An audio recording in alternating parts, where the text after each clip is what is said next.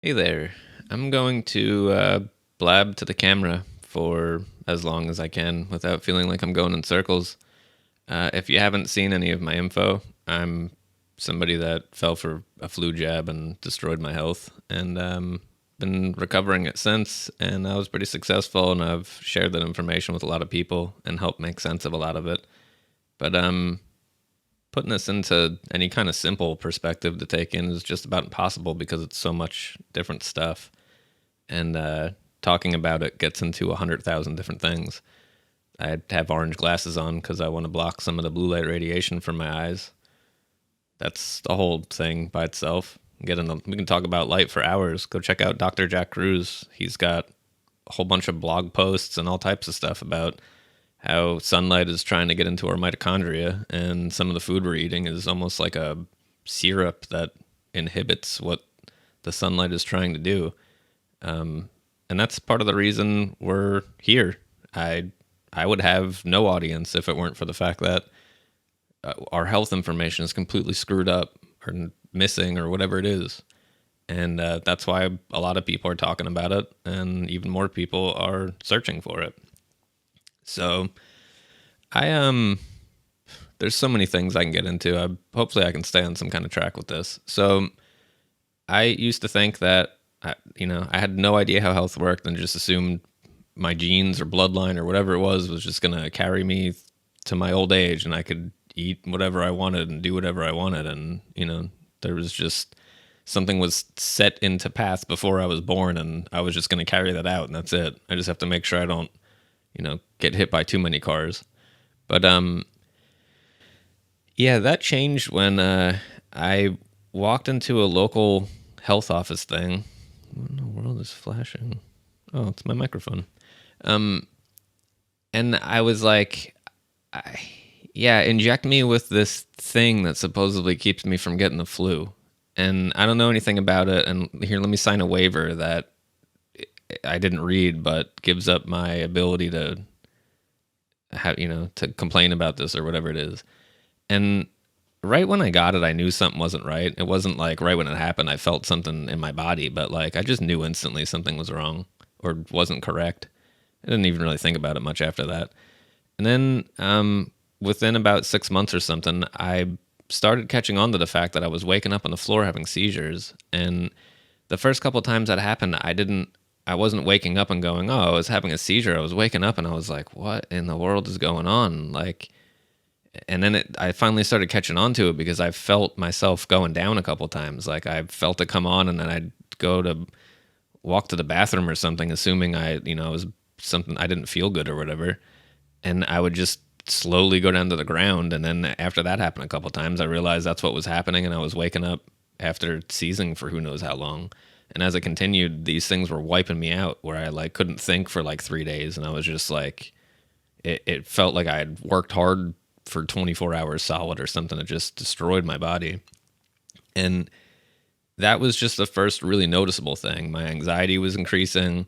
I didn't even notice at the time, but my depression was kicking in. I never realized I had levels of depression my whole life. I just assumed that's how everybody felt and life just sucks. But all of these things just started stacking, and eventually it got to the point where I was like, something is wrong. Like, there's too many things happening out of nowhere where this isn't just by chance. And I started researching, and something that helped me figure it out was my dog Kiwi. When we got her, she was a great little puppy and so happy. And then, like over the next year or something, she just turned into a jerk, and she peed on everything and barked at everything, was scared of everything, and just turned into like a nightmare dog.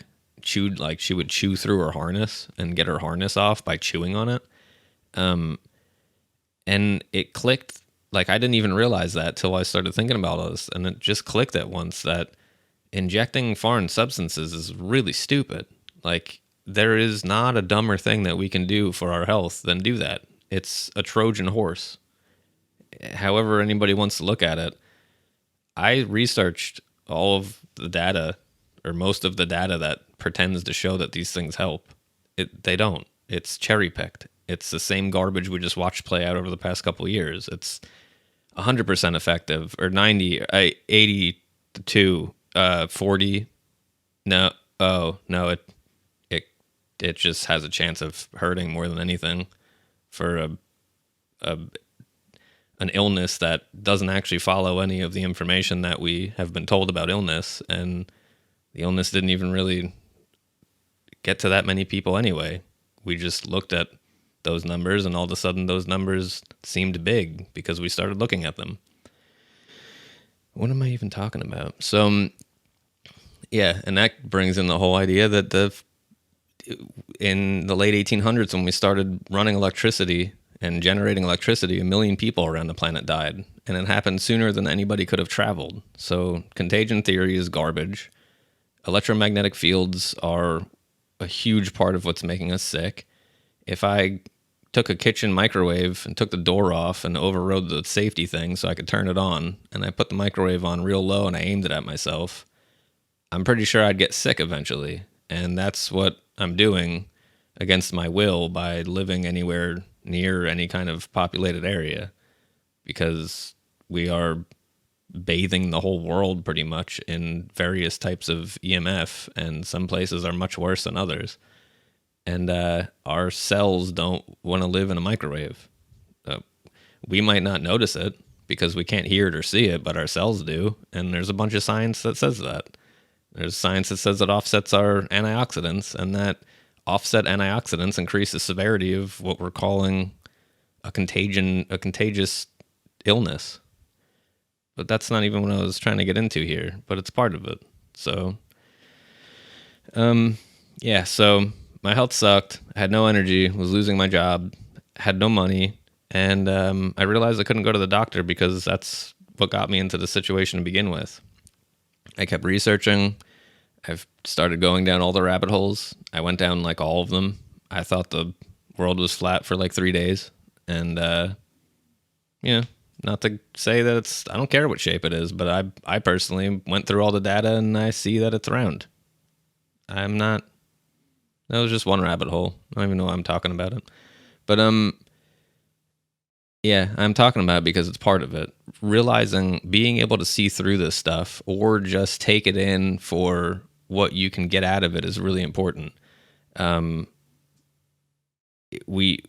It doesn't, if we can't change it, it doesn't really matter. And the only thing that we can do is figure out try to see a pattern in the nonsense versus reality. And as we clean up ourselves, it's much easier to use our gut instinct to find those things, to find out what is reality and see what's complete nonsense. And, it doesn't mean that we just throw out science, but we can use that to try to see which one is science and which one is science with a dollar sign as an S.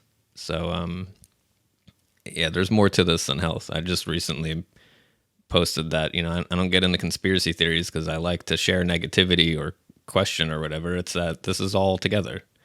That post was over airplanes spraying the sky, and somebody pointed out these are the people that are worried about your indoor air quality from your gas stove, are telling you got to get rid of your gas stove because of your air quality. And no matter what you want to think of the planes spraying something, the sky is being obliterated with something. I don't care if it's ice cream. There's something being sprayed, and that something is most likely coal ash and microplastics. But even if it's not, and it's just ice cream, it's still being sprayed into the sky. And then there's, I guess, jet fuel just magically isn't a problem at that point and isn't mixed up in that or whatever. What I'm getting at is there's something going on there, and they're telling us that our indoor air quality is a problem. No, it's not. Well, yeah, it is, but it's not because of the gas stove. Actually, yeah, it is because of the gas stove, but that doesn't matter. If we ventilate when we cook, whether it's with gas or electric, we're ventilating the bad air. And otherwise, if we're not ventilating, it's going in the house, which is a huge problem. Even electric cooking causes all types of disgusting compounds that if we leave them inside the air in the house, we're breathing all that, and our body has to filter it out. Our air quality is trashed in the house. We've got plastics gassing off, electronics gassing off. People put fragrance emitter things in their house and destroy the air. The CO2 that we breathe out is building up. There's so much going on, and it's not the gas stove. The gas stove is being highlighted right now because it can't be turned off remotely, and people should be taking that as a important warning sign that they're possibly trying to shut off stoves and heat. Because once you get stoves, then you keep going with the rest of the appliances. New York right now can't make a new building with a gas hookup because they want us to be hooked up to the grid. Man, how is this turning into a conspiracy video? So I realized something was wrong, and I somehow came across a bunch of information about iodine. And I kind of, before I knew any better, I thought, okay, iodine's the main thing, and there's a couple other nutrients that we need to take to help that work. And I started iodine. I stopped having seizures pretty much instantly. I didn't notice any benefits from any of the stuff I was taking. And even in the first year, I put it down and tried it again. And when I ran out of a bottle of magnesium or something, I didn't reorder it for a couple months because I was on a pretty tight budget when I was getting started with all of this. So ordering another bottle of stuff every couple months it gets annoying after a while. If it's something that I already have, buying a new one is cool to see if I get to try something new and feel better. But buying the same thing that hasn't been doing anything kind of stinks. And I increased my intake of unrefined salt dramatically, which I think was a huge part of it, because sodium of the salt is one of the 4 main electrolytes. And there's a thing called a sodium-potassium pump, which builds a gradient in our cells that helps energy, of a sense, be transferred.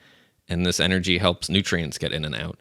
And then part of that is the magnesium and calcium that are the other of the 4 main electrolytes. Now they can function as these signaling agents. Their ions do something weird.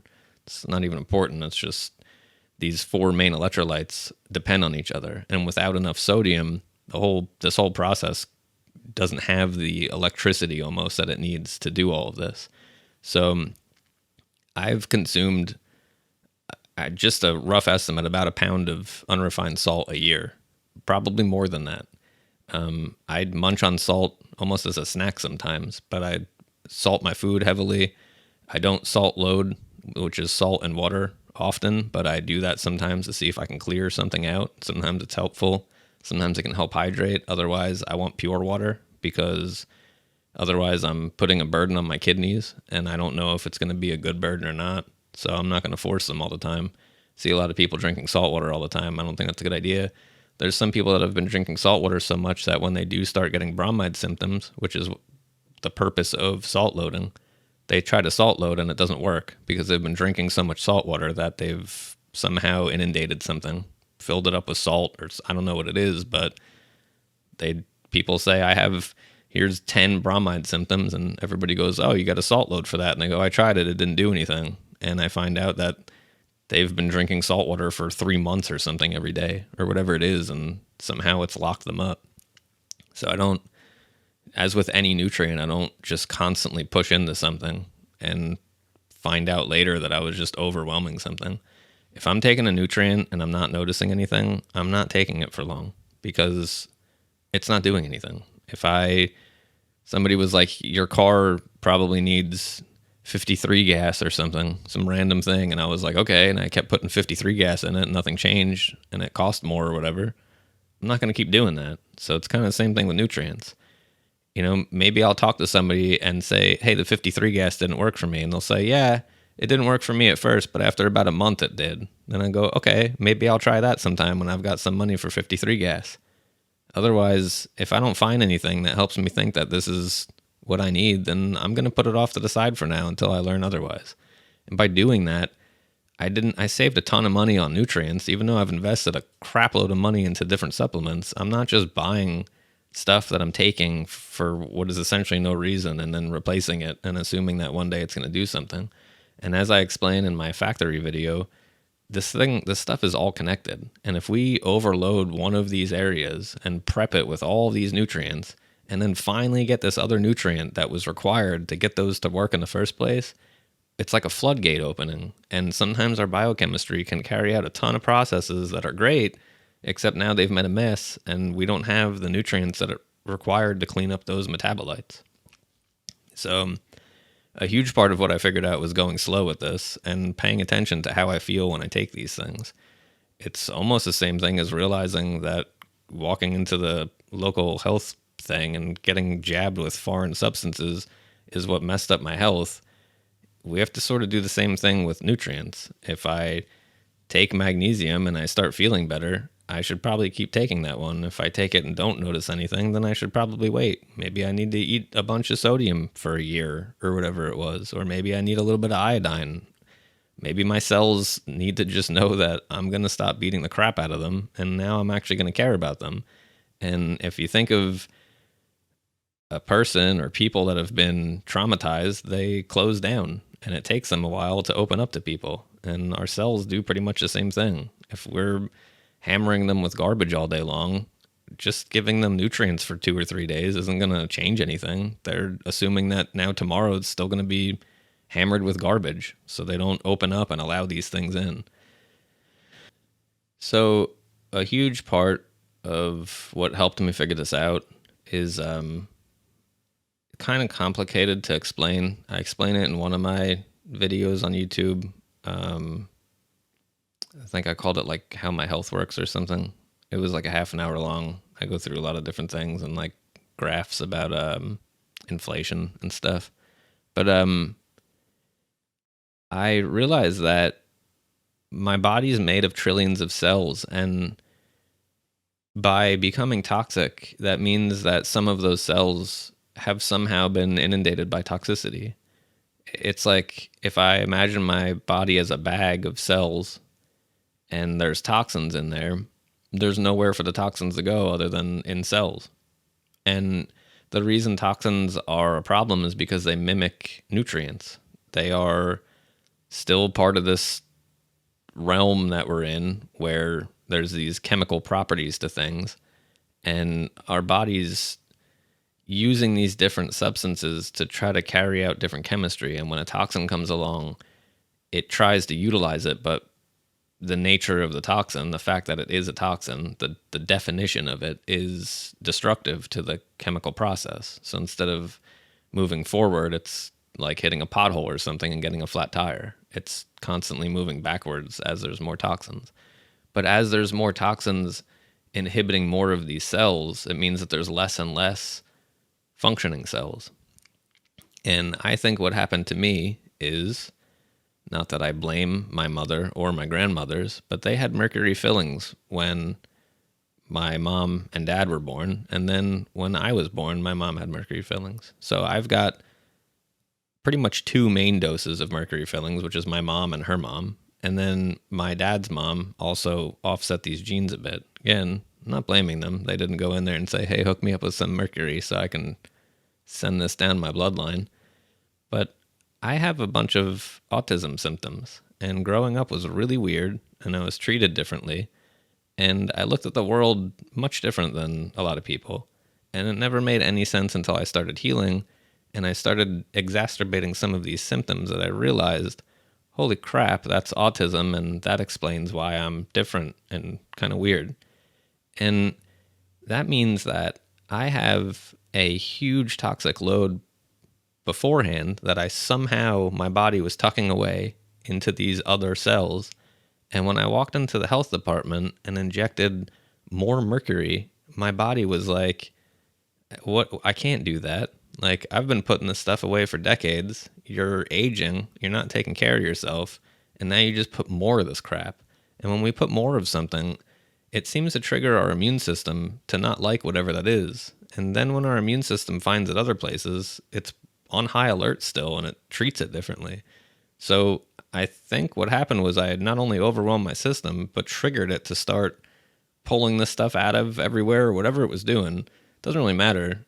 I crashed pretty hard in a lot of bad ways. I had symptoms of MS and Alzheimer's and all types of nasty stuff that is not something that's fun to realize. Another piece of this is I lost my half brother to leukemia, and I started going through a lot of the same stuff that he was going through. And that was pretty scary because not understanding this stuff yet and feeling your energy fading is not exactly a great place to be. And a lot of us are there and don't really know where to go. And I don't know how the heck I made it out of there, but hopefully by sharing my story, other people can find theirs. Okay, so I was loaded with mercury beforehand and then overwhelmed my system with even more of it, and my cells could not take any more of it. Say I had 30% of my cells left, and that might even be a decent number. That's enough that our body might not really show it, but once we overwhelm it, it starts becoming an issue. Numbers not really important. 50, 60, 80%. 80% of my cells were still working. And the ones that were toxic are the ones, that's the stuff that I couldn't do. So I was never good at running. I'd be out of breath in like 30 seconds. I have horrible perception. Somebody throws a ball at me and says catch, I'm catching it with my forehead. And I had like, it just had these weird coordination things. Like it didn't stand out, but like trying to do a backflip or spinning around or something, I'd be on the floor and have no idea where I was. I get motion sickness real easy. I can't even drive in the back seat of a car without staring at the horizon. I could go on about weird stuff. Those are all symptoms of the cells that were inhibited with toxicity or running on toxins, not able to function properly. I think part of this is actually things being rewired in development, and then some of it is these cells not functioning at whatever point of life, because we can remain toxic, detox, toxify even more from different stuff. I think part of my brother's problem was, I think the house that he grew up in that I was already a couple of years old when we went there, I think had lead in the water. And I think he was getting hit with lead water on top of the mercury situation. So when I started iodine, I supported the few cells that I had functioning, and things got a little bit better. But then when I got into enough iodine to start knocking the toxins loose out of my toxic cells, I overwhelmed the cells that were functioning. And this is where a lot of people are confused with this. I had no idea what was going on at the time. We need to support the cells that we do have and very slowly remove the toxins from the bad cells so the good cells can clean out what came out of the bad cells and rebuild those bad cells. We can't do that all at once because there's only so many good cells, and if we dislodge all of the toxins, they're overwhelmed trying to get that out when they might not even actually be able to get them out because we don't have the nutrients or we don't have the cells that are required to run those nutrients. And that's a really weird piece of this.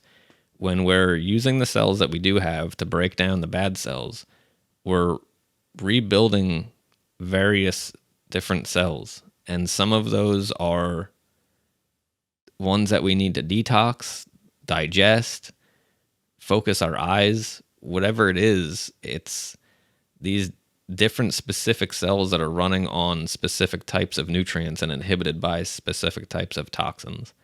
As that stuff's going through our blood, these different types of cells take a hit because they have receptors out that grab that piece by mistake or whatever it is, or they inadvertently get harmed by it or something, but it's chemistry going on and there is some type of connection there.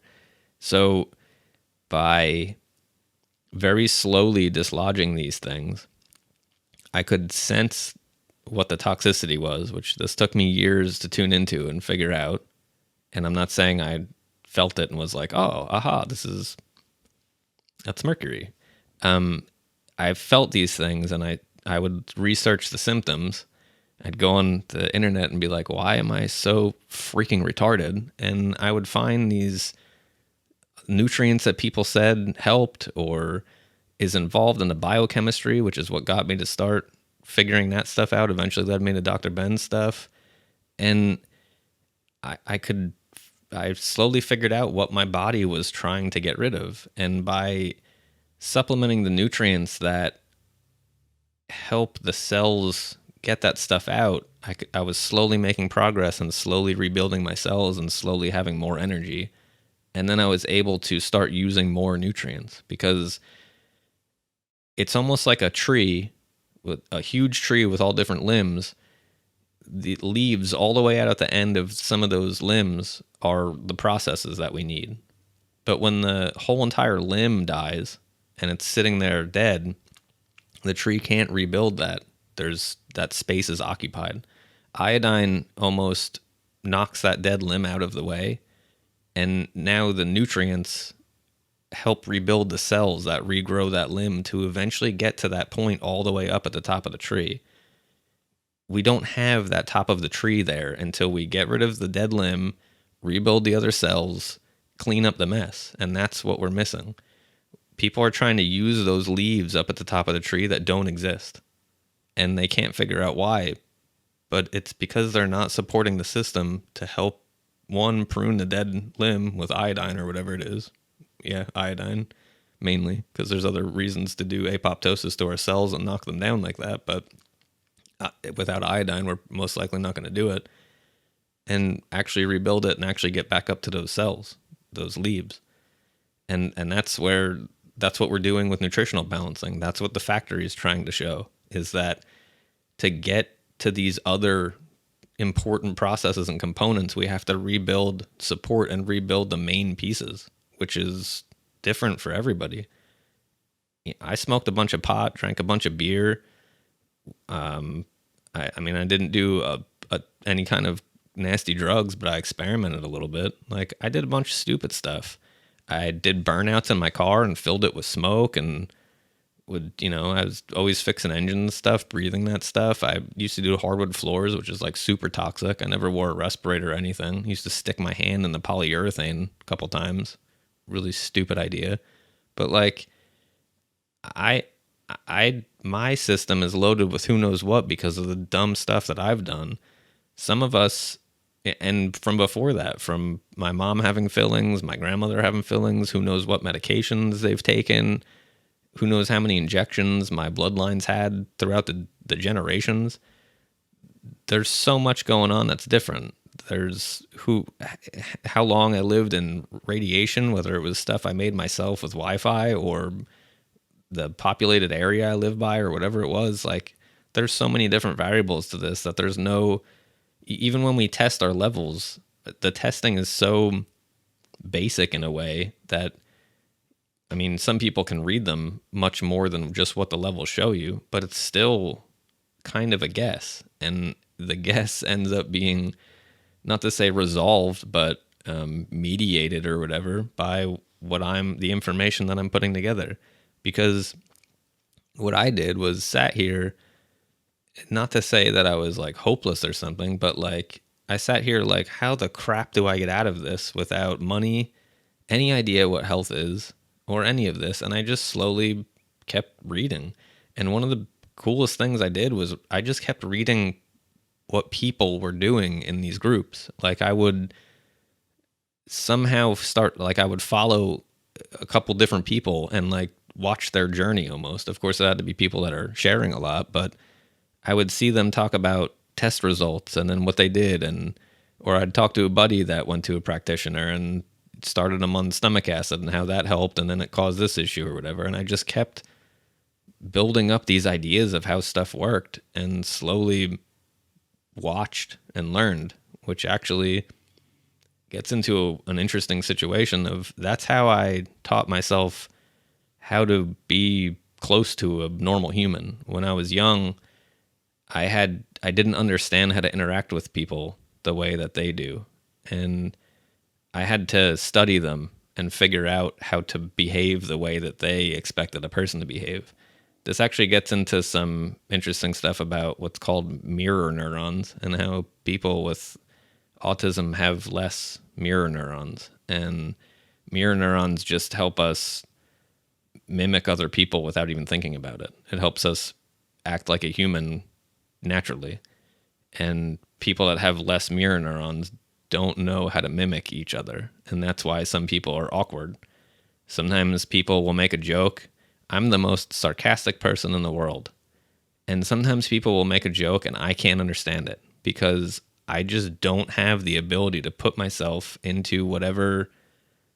I don't know. It's weird. I can understand a lot about a person from looking at them, stuff that people have no idea how I know that. But yet at the same time, when somebody makes a joke or something, I'm completely lost. The simplest things. And I'm so lost. And people think that I'm pulling their leg because I'm intelligent. And then I can't figure out something simple. And meanwhile, I'm actually like stumped by it. Like, I can use a washing machine and dryer and stuff, but I'm I might yell or something. Like I might run into a problem. But yeah, so I'm starting to feel like I'm rambling. What we're doing is rebuilding a system that requires the system to rebuild it, and there isn't exactly a method of madness to that. There's a lot of people that understand enough that they can help walk us through it, but it's pretty hard to find those people, and most of them don't have that much time because there's so many people in need of this that I don't think we can figure this out if we don't take command of this ourselves. Something. I don't even want to get into this, but I happened to fall for this in 2015, and what just happened in the past couple of years, if I didn't go through that and recover from that back then, I probably would have fallen for it now. And um it's not this one is the one or whatever, because it's going to get worse, but it's the fact that like I took command of my life and now I'm in control of it. And that's what we have to do. No matter what level of health deficit we have, we can't, until we are in charge of this and we're paying attention to what we're doing and we're actually like steering our own ship. It's there's just a really good chance somebody else is going to crash it for us because nobody cares about us. I care about people until they do something stupid and piss me off, and then I don't care about them. But and then even then, I'll probably still care about them. But I have to pay to keep a roof over my head and keep it slightly warm in here, and I can't do that without somehow getting something from other people, which means I have a bias, and I'm not even making any money. So people that are making money are going to have a huge bias to continue making all of that money. And there's nobody out there that we are going to get anything from other than in our community or whatever that gives a crap about us. And they're just doing a really good job making us think that they care about us, which is where the problem starts. We let our guard down. We trust whatever they're saying. We let go of our intuition, and here we are. 60% of the US has chronic illness. We can go on about all the problems. So, I mean, how to actually do this is like pretty hard to explain, but I guess I'll try running through that real quick. It's pretty much trying everything in small amounts and seeing what our body responds to.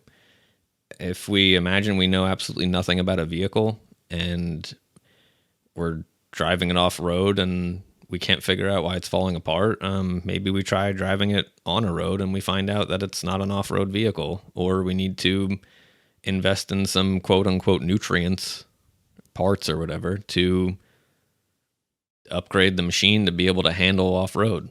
And it's kind of what we're doing. We're trying to run our body off-road in a microwave with toxic food, air, water, social environments, everything, and we're not upgrading it. A interesting aspect to this for me is that so I drank a bunch of alcohol for the past 20 years or so. That actually gets into the fact that alcohol mitigates mercury damage, and I think that's why I was using it so much, because I never actually got drunk. I just drank a couple beers pretty much daily. And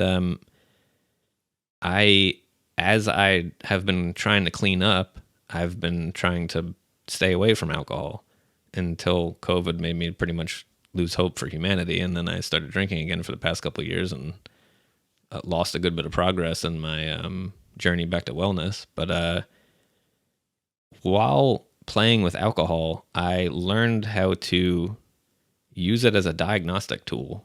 And I was able to see how my metabolism works in a different way. I had been learning how my metabolism works by supporting and boosting it, or I should just say supporting it, over the past couple of years.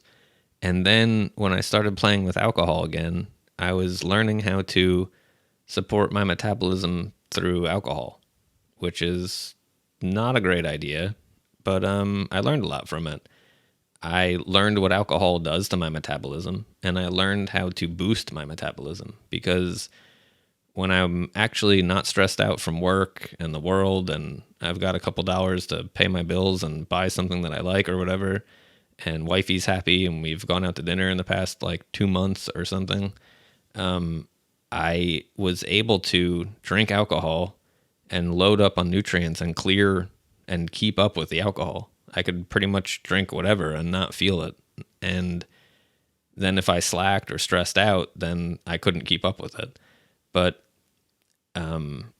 it's an odd thing, but the toxicity of the alcohol allowed me to understand my metabolism in an even more in-depth way. Of course, what I was doing was playing with fire, and I'm sure I put myself backwards by doing this, but I felt my metabolism in different ways and learned more about it, and that's kind of what we're doing. I don't suggest somebody uses alcohol to do this, but if we are using alcohol and we are paying attention, it's an interesting situation to experience our ability to drive or hinder our metabolism with toxicity or nutrients. I started just calling it metabolism because I don't know how to make it simple, but it's really what it is. We're a bag of cells metabolizing the food that we eat so we can keep being cells. And when we do it wrong, whether it's with alcohol, crappy food, injections, whatever this toxicity is coming from doesn't really matter. We're inhibiting the cells. And if we learn how to support the cells with my factory video, we can catch up on we can support our day, or we can go further and catch up on a backlog, or we can be kind of dumb and push into alcohol on top of trying to get a backlog and try to boost through that and feel how that stuff works. So when we are either randomly not feeling well from what we consider contagion, or we go through stress, or we didn't eat well, or whatever it is, when we're feeling that crappy metabolism, now we understand a little bit more about it. And when I go through this, I have a pile of nutrients that I know work for that kind of stuff and help me purge out whatever it is that's holding my body back, and I feel better. And that's what I'm getting at with, I don't think we can do this without taking command, because nobody's going to teach us how to find the nutrients that can help us tune into our metabolism and figure out how to counter whatever it is that our body's going through. We're the only ones that are going to do that. And I think if a lot more of us started doing that, we'd come up with dumb names for it and stuff, and it would become a simple process. But because the world is convenience stores full of garbage drinks and stuff, we're in opposite world, and that's why none of this makes any sense.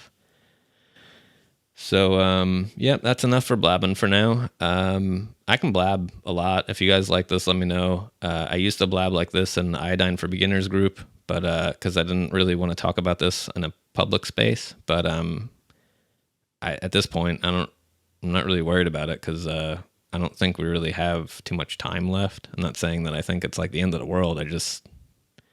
Shit's getting a little crazy. So I'm just gonna go ahead and talk about this stuff. So yeah, let me know if this resonates with you, what I can talk about next. What's your favorite color?